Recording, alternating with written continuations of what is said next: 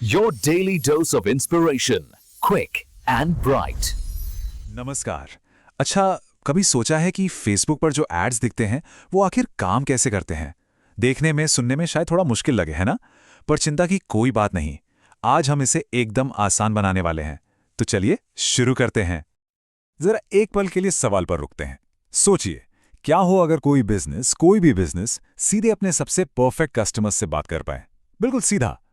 यही तो है फेसबुक एड्स का असली जादू।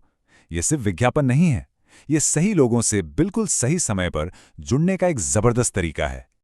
तो हम ये करते कैसे हैं, उस पर आने से पहले ये समझना ज़रूरी है कि आखिर ये इतनी बड़ी अपॉर्चुनिटी है ही क्यों। सारा खेल स्केल और पहुंच का है। 3 अरब और उससे भी ज्यादा। एक पल के लिए इस नंबर के बारे में सोचिए। इतने लोग हर महीने फेसबुक पर एक्टिव रहते हैं। मतलब दुनिया की इतनी बड़ी आबादी सब एक ही जगह पर। जरा कल्पना कीजिए इसकी पावर की। तो जाहिर है फेसबुक सिर्फ दोस्तों से जुड़ने की जगह तो बिल्कुल नहीं है। ये एक तरह से लोगों के ध्यान का एक बहुत बड़ा बाजार है। एक ऐसी जगह जहां बिजनेसेस को उन लोगों से जुड़ने का मौका मिलता है जो उनके लिए सच में मायने रखते हैं। ठीक है, तो क्यों वाला हिस्सा तो क्लियर हो गया। अब आते हैं क्या पर। मतलब ये पूरा सिस्टम असल में बना कैसे है, और यकीन मानिए ये उम्मीद से कहीं ज्यादा सरल और लॉजिकल है। इसे समझने का सबसे आसान तरीका पता है क्या है? इसे एक डिजिटल फाइलिंग कैबिनेट की तरह सोचिए। बस एक बार ये स्ट्रक्चर समझ में आ गया तो फिर बाकी सब कुछ अपने आप आसान हो जाएगा। तो ये रही हमारी फाइलिंग कैबिनेट। सबसे ऊपर आता है कैंपेन। ये है पूरी कैबिनेट, मतलब आपका मेन गोल, आपका मुख्य लक्ष्य। मान लीजिए गोल है वेबसाइट पर ज़्यादा से ज़्यादा लोगों को लाना। अच्छा, अब इस कैबिनेट के अंदर हैं एड सेट। ये हो गए आपके फोल्डर्स। यहां तय होता है कि ऐड किसे दिखेगा और बजट क्या होगा।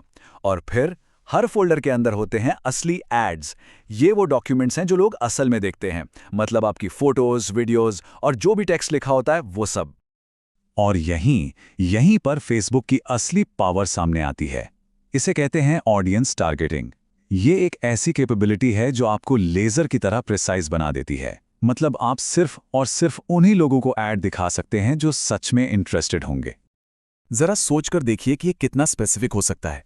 आप चाहें तो दिल्ली में रहने वाली 25 से 35 साल की सिर्फ उन महिलाओं को टारगेट कर सकते हैं जिन्हें गार्डनिंग का शौक है और जिन्होंने हाल ही में ऑनलाइन पौधे भी खरीदे हों।